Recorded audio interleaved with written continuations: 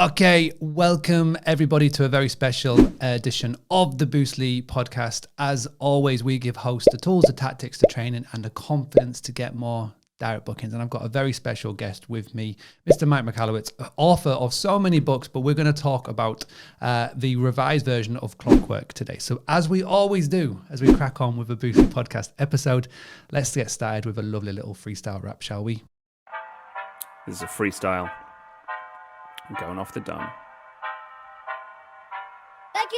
Ready for my close-up? Good looking. Let me tell you, get more bookings.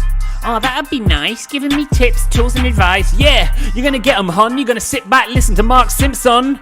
Whoa, having a blast. Gonna get it on the Boostly podcast. Boostly like Bruce Lee, cause it's so hard and the T is loose leaf. Making up those rhymes, don't write it, just do it loosely. If you want my respect, you better put direct. Here are the words in the podcast, that's what... Here we go. I love that. I love how you have to say book direct and you get those additional fingers growing. It's there with the Ali G reference as well, so it's all good. But thank you Well for doing done. this. Google tells me, Mr. Mike Michalowicz, this is your 152nd guest podcast episode. So Okay. you have done Could more be. than what most people put out in their entirety. So thank you so much for doing this. Oh, this is my joy. Thanks so much for having me. So we're talking today about the Clockwork book. It is revised and expanded. So I'm going to let you explain all about that in a second. But could you just very quickly I guess the best place to start is, why did you feel like now was a good time to do a revised version of the very popular Clockwork book? Yeah, I think part of it was because the growing popularity of Clockwork, and then the realization that some people were reading the book and unable to successfully implement all the strategies without additional help. And that's not my intention. My intention is that when you read one of my books, everything I know is in there and it's executable without getting any assistance. I want a full package. But one of the challenges of writing a book, the first time I wrote Clockwork, is the only experiences I have implementing it are businesses I've personally coached, or when my team members have coached, or our own companies, which implies that when they have questions, whatever, we're dynamically addressing it. But a book it's a linear pitch. It's like, here's line 1, here's line 2, go do it. Like you can't ask questions, you can only reread. So I found that there were certain elements of the book that need to be rewritten. As a result, 60% of the book is brand new content. The framework is the same, but the way it's positioned and the way you can digest it, I think is a multiple easier to do. 40% of it is realigned. So I took parts that were working and people were able to absorb and moved around. The other stuff, I redone it to simplify it, hopefully dramatically. So one of the things that I noticed, and I've been very lucky to have like a little sneak preview at the new edition, is that you were talking to employees, not just employers. There's cool little love notes in chapters 2 and 10. Yes. Could you just sort of speak to the fact on why you decided to do this? Yeah. So what's so interesting is when the first version of Clockwork came out, and I get calls from entrepreneurs, business owners that were implementing it. They said, I want my employees to do this. I said, great, share the book with them. They say, I can't share the book because it talks about how the entrepreneur runs the business. So there was this disconnect. And what I did with this version of Clockwork is, at the end of every single chapter, there's a section exclusively for the employee and how to implement it. They have a choice. They can read the entire book and get to that section. I encourage them to, or they don't have to. What I also point out to the business owner is this is a look that they don't normally get. They understand how you're thinking. So many employees don't have an understanding because it's not provided to them. So they come to their own conclusions, which not often is right. Oh, the business owner just wants this business to be efficient so they can make lots of money and take advantage of me. But the reality is the business owner wants the business to be efficient so that they can employ more people, that the business can run more efficiently. That's a more stable business. And yeah, the owner, just like everyone, probably wants to take a break once in a while. So you start getting this perspective that I think is a little bit different and helps the employee. My hope is when someone reads the book, a business owner or a department head, they read it and say, okay, this is something we want to implement, that now they're inspired to give each one of the employees a copy or rotate that one copy around, but let everyone experience it so that they can participate in the success. And that's my last component. Clockwork, from a leadership standpoint, is about 10%. It's the deployment of the system. 90% is people actually buying into it and doing it. So I think they benefit by reading it.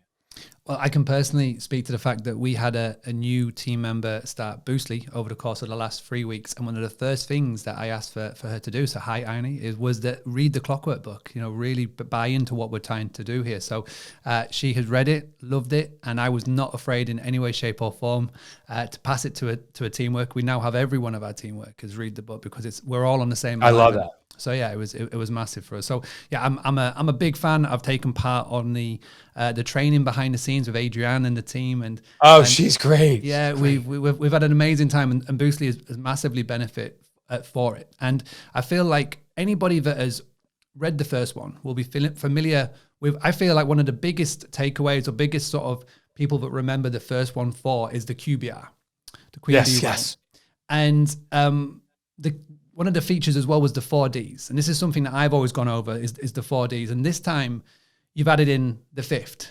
So could you please, just for anybody who's not checked out Clockwork, the first book, could you just quickly go over those 4Ds and just add in the 50 that you've added in? Yeah, for sure. This was really interesting to me how it all sort of came together.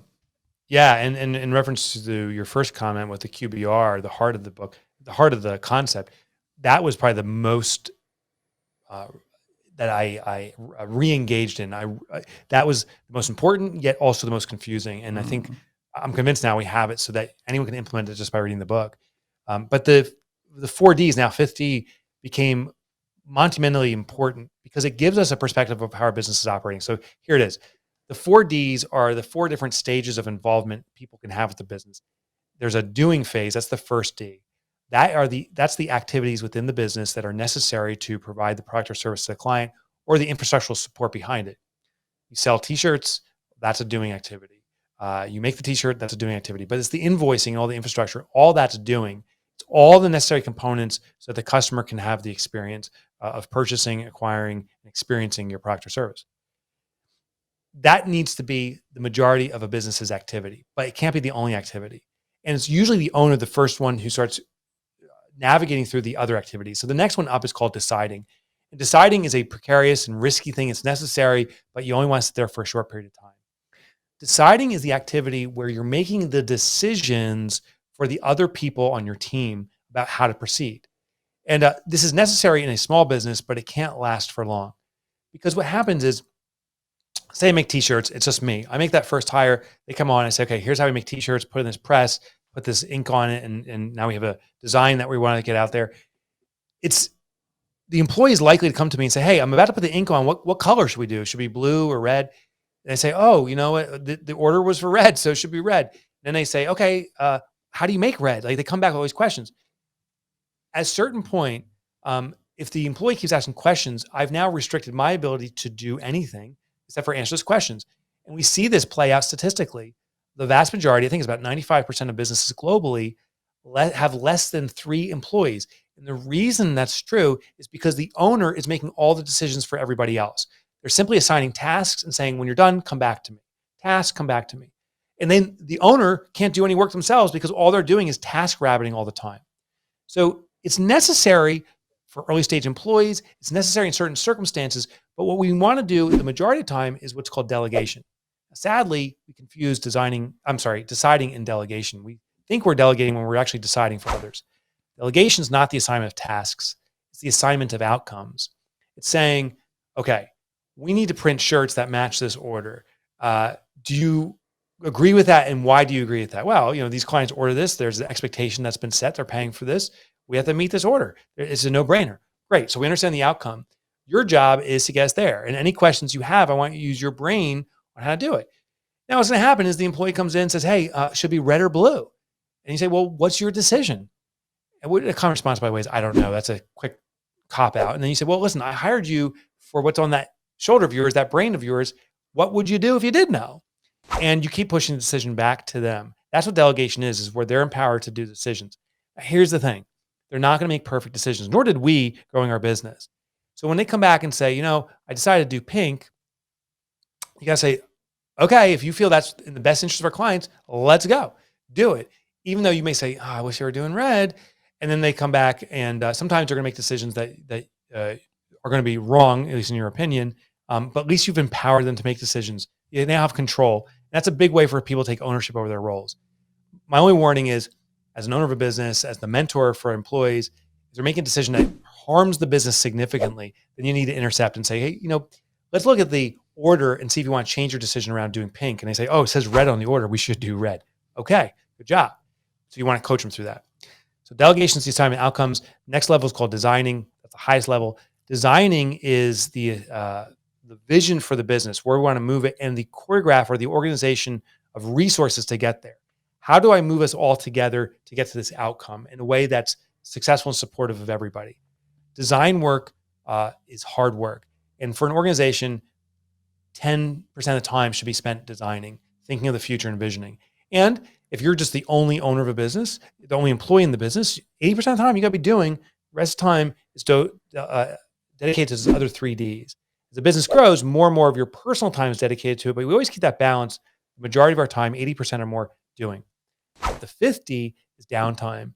And this was a revelation on, actually the research came out of England, of how people are productive. And what they found is we're really good at sprinting. We're not good at those long 8-hour days, particularly the knowledge workers. We found that the average knowledge worker produces for about 3.2 hours per day, regardless of the number of hours we work. So you could have an 8-hour work day or a 5-hour work day, and you're still producing the same amount. So we need to afford downtime. Now, I'm not saying this is lunch breaks and so forth. It could be, but also you may just choose to hire staff that does downtime on their own. Over half our staff here is part-time employees, and they work for 4 or 5 hours a day. And then the rest of the time, they experience downtime on their own, whatever activities they choose to participate on at their homes or wherever. But what we find is by compressing the work hours, that people are still producing at 3 to 4 hours a day. So you don't need people on, quote unquote, full time, because they're not fully engaged. That's the importance of downtime. So good. And I feel like the last couple of years and everything that's happened in the world, it's sort of made a lot of people think, especially over here in the UK, like how business owners are running their business. Staff don't have to be in offices all of the time. We are more than capable of doing the hybrid model. And so many people now on the school run and people, parents that I chat to, I think everything has changed over the last couple of years. So it's really interesting to see it. And that study coming out of England is interesting too. So yeah, the UK is really on the forefront of this. I believe another article broke recently that in the UK, there was a mandate for 3,000 companies. It's a grand experiment that they moved to a 4-day work week to see how people are engaging. And so thanks, UK, because I think this is going to become a global phenomenon as they do their research. We, on our own accord, actually implemented that strategy ourselves too. And we started it 2 years ago, or maybe 3 now, that we're closed on Fridays. Like no one's expected to work on Friday. What we found is morphing into is everyone has a set of expectations to produce a project over a certain period of time, a week or a month or a day. Everyone has expectations of what to deliver. They're given the flexibility to find the schedule that supports them. And we still have this rhythm of saying, like, every Monday, Tuesday, Wednesday, Thursday, we are going to meet face-to-face or virtually just to reconnect. So we're still in this rhythm. It's not everyone's on their own, but we're offering more freedom. And it seems so far it's resulting in more productivity. We're talking about reconnecting offices working a little bit differently, bringing it back to hospitality for a brief minute. Well, what we're finding is people that have got larger properties, maybe if they can sleep 12 to 20 people in a larger property, we're finding offices now are booking out places for a week because they're doing that reconnecting that you're talking about. So it's we're talking about hospitality, short-term rentals. There's a whole new demographic of client now and business guests, some of the best guests to have, because there's a fantastic way of having it repeated quarterly or annually. So yeah, really interesting. So I want to move on to another part of the book that's being sort of revised slightly, the trim, trash, transfer. And we've now added treasure. Another T, right? Treasure, right. T. Right. We've added another T in, which is treasure. Yeah, T and D. T. Yeah. So we've got... So, please speak to that. Yeah. Yeah, of course. The fourth T, treasure, points to that there are certain things we need to value in the work we do.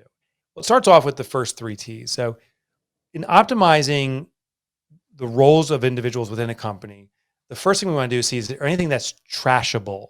Meaning, is there anything that is not serving the business? As an example, we were doing a newsletter here that I was writing myself. It took me about 4 hours a month to write it. One month, I just forgot to do it. And not a single subscriber said, "Where's my newsletter?" And then I go another month and no one said it. And I sent it. And then the next month after I didn't do it again and no one said boo. I was like, oh my gosh, 4 hours a month of wasted time. I was just doing it because historically we'd done it. There's no value being delivered and it's costing time. That's trashable. The next thing is not everything's trashable. Maybe a few historical things are.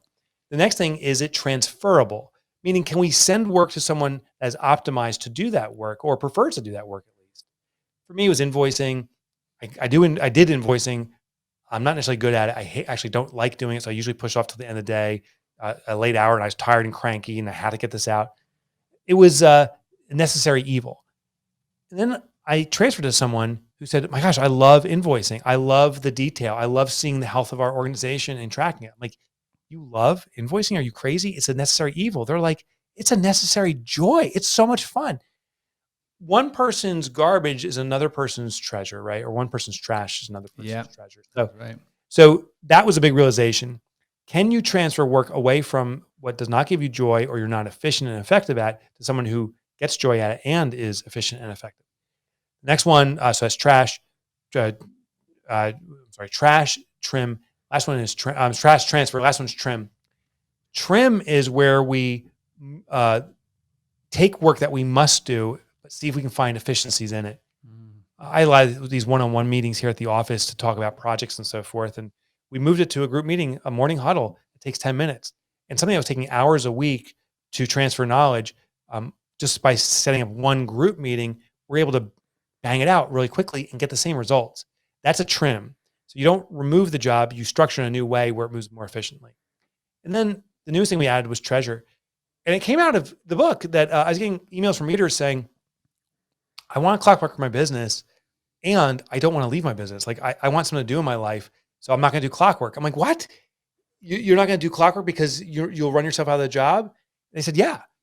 So I said, okay, here's the reality. You want to run yourself out of a job because you can then reinsert yourself in the way that gives you joy. So if the business doesn't need you, then you get to cherry pick what you get to do. And that's the best part of being a shareholder of a business. Do what you want. I did it for myself. I've been doing clockwork now. I think I'm on my 5th year. I take an annual 4-week vacation. Actually, last year I took a 9-week vacation. Take an annual vacation from the business to prove the business can run itself. And I've selected what I like to do. And there's 2 things I love to do. Being a spokesperson, kind of what we're doing now. I love talking about this stuff. Secondly, being an author, just writing about it. So those 2 components is what now represents almost all my time in the business. I do other things because sometimes it's necessary and it's not transferable, but those are the things I treasure and are prioritized. I love it. You very quickly mentioned shareholder. This is something that I've picked up from. Snuck it in. Yeah, snuck it in. I like that. It's something that I've noticed over the last 7 months that I've been doing the Run Like Clockwork program. You mentioned it on one of the videos, one of the live videos. Can you just sort of talk to shareholder? Because I admit I've tried this at a party or meeting up with parents for the first time. So hard. Can you just explain how you describe it and speak to it and just sort of explain how other people can adopt it as well? Because it's fascinating, so hard, but can you just talk it's so hard, but it plays into human psychology. It is the human propensity to comply with how we identify. So when we label ourselves as something, we will start acting consistently with it to prove that label true. I'm horrible at math. I won't study. I won't prepare. I stink at accounting. I won't do the accounting. And that will prove I am horrible at accounting because I'm not touching it. Well, if we call ourselves an entrepreneur, I think unfortunately that term has become bastardized to say hustle and grind. You're an entrepreneur. You got to work harder than anyone. You got to grind out more than anyone to gain the success. And that was never the definition of entrepreneurship. It's always been someone who sees a vision and organizes resources and people to get to that vision. They're the great risk taker. How do we make a vision come true? By organizing others to engage in it. So I was like, well, the word entrepreneur, as much as I love it, it's been damaged. And we start behaving like a hustle and grind person. What's the new word? And it's like, oh, it's shareholder. I own stock in a public company and they send out their quarterly profit distributions. When I get it, I don't say, oh my gosh, I need to run down to this company and earn these profits by working harder. I don't work for them. And I don't say I got to return the money to them. I simply say, I was an investor in this business. I took risk. I'm hoping the valuation goes up, but it could go down. This is a reward to me for taking risk. As an entrepreneur, chances are you are a large shareholder, 50% if you have a partner, more, 100% if you're solo. You are the shareholder. And you have to have shareholder responsibilities, which means have a vision for the business. Just like the stock I own, I vote my vision. We influence the board. We select who's board members. We do strategic planning through voting. And that's what you do for a business. It's that design work. That's what a shareholder does. They think about the future. They take the risk and make the investments to get there. And by saying the word shareholder, you're going to start complying with it. Now, here's the challenge, and it's weird. Every time you're at a cocktail party or you're visiting with friends, they say, what do? You meet someone new, say, I'm a shareholder of a small business. And it is freaking awkward. It's like, they're like, what does that mean? Like, I don't even know what it means. I just said this because Mike made me say it. But once you say it enough times, and you start complying with it, you're like, okay, I'm a shareholder of a small business. I'm not expected to do the work. I'm expected to design the outcomes and sharing the profits because I've taken the risk of investing. So stick with it, brother. Not easy, but stick with it. A certain day, you'll convince yourself. Shareholder of a small business. I love it. That's right. I promise you. I'm a shareholder of a small business too. That's awesome. There you go. That's going to throw me even more if somebody who was worked through the methods and whatnot says it straight back to me. I'm like, oh, hang on a second. You two will hug it out. You'll be like, oh my God, you're my best friend now. I found you. Yeah, I found you. Thank you. So, okay, I got 2 more questions. And this slightly goes down a personal route, but I feel it'd be good for any budding authors out there. So I'm about to embark on my second book. Now, Toilet Paper Entrepreneur was released in 2008. That's right. And then you've got The Pumpkin Plan, which Google tells me was 4 years later in 2012. That's right. Since then, every single year after 2012, pretty much every 2 years, you've released a book. Yeah. So what and why, can you speak to the fact, why was there a 4-year gap? Is there any reason being, what was the reason for a 4-year gap? And the second part question to that is, what's the one piece of advice you wished you had received from going from the first book to the second book before you went back? So one of the reasons, there was 2 reasons, but there's one of the main reasons why there was a 4-year gap between my first book and second book was I was brand new to authorship, and I was working on one concept, Toilet Paper Entrepreneur, from start to finish, finished it, and then said, okay, what's the new concept? As I was working on Pumpkin Plan, it's like, oh my gosh, I have all these different concepts that need to be in different stages. So the first stages is what's not working in the entrepreneurial community. People aren't profitable, for example, consistently. Why? And start throwing theories out there and then start testing. So as I was writing the Pumpkin Plan, Profit First, for example, was being tested and deployed and worked on. Then as I'm finishing writing Pumpkin Plan, now I'm in the process of ramping up Profit First. And that's how I do it. So Clockwork, while it's being released next month, as of this recording or posting, 1 year from now, 1 year and a month or 2, my next book's coming out. It's halfway through the writing, I call it codification stage. The systems have all been tested. We got the concept. Now I'm just writing it and putting it together. As I finish that manuscript, which will be done in the next 4 months, 5 months typically, I'm already have the next concept that we're testing out around here, and should be in full kind of writing mode a year and a half from now. And that keeps me on this pace. Work on multiple books at once. That's the secret. Work on multiple books at once. Very clever. No, that explains a lot. Thank you very much for doing so. Okay, so the final question, and I'll let you go. So I really do appreciate your time. So I would say the book that I gift and recommend the most is Clockwork. That and Tools of Titan by Tim Ferriss and Storybrand. Oh, that's such a good book. Yeah, love that one. And Storybrand by Donald Miller. So Donald those Miller, 3 books. That's awesome. Those 3 books are the ones that I gift the most. But I'm curious to know, is there a book that you gift the most? Is there a book that you recommend or gift the most to entrepreneurs or just any in general? It can be fiction, non-fiction, but is there? Yeah. So there's so many books I read that I gift very specifically. I used to say, oh, you, Mark, need to read this book. It's so good. Then I discovered that's not a good question to ask or thing to do. I found, what challenge do you have? So I ask people now, I'm like, hey, what challenge are you facing? I literally just had a call with a business owner 2 days ago, and they said, we have to let go 6 staff members, not because they are not performing, because our company's in trouble. How do I communicate this? I'm like, oh, have you read Verbal Judo? Have you read Never Split the Difference? They're like, no. I'm like, 2 books are on their way to you. So I love a whole gambit of books. And I recommend them. I don't have one that's my religious one anymore. If anything, maybe E-Myth, but there's not one. I like that question though. It's what are you struggling with?